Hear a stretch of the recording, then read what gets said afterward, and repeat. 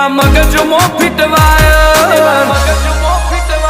અમે નોની ઉંમરે જે કરી બેઠા એ તો